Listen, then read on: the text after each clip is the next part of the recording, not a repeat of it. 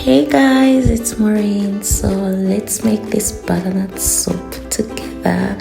So I found this butternut and I saw that it will go bad soon, so I was like, let me just make some soup. It was late at night and we had this for dinner, so I started off with some oil, onion, my bell peppers, broccoli from my garden, and the butternut. Of course, you just chop it up. Added some aroma and some black pepper. Black pepper gives soup a kick. And you also don't want it like too spicy. That's why I'm just using aroma. So you just cook that for a little bit. So I'm just gonna fry it and then I'll be adding water bit by bit. For me, I like to add water slowly, but you can cook it another way where you just put a whole lot of water.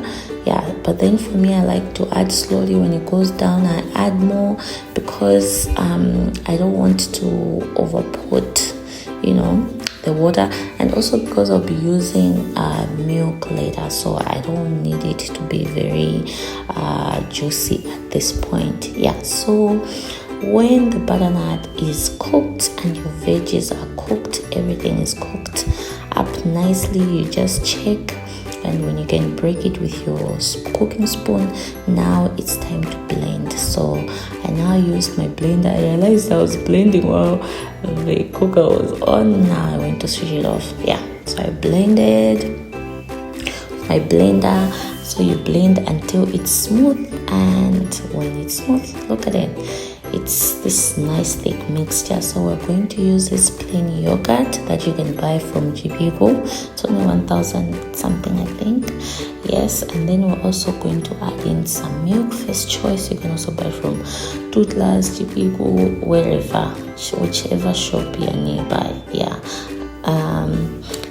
So you just mix that a little bit, and at this point you can see it's more watery because now we're going to let it cook a little bit more, just for everything to get together, to marry each other.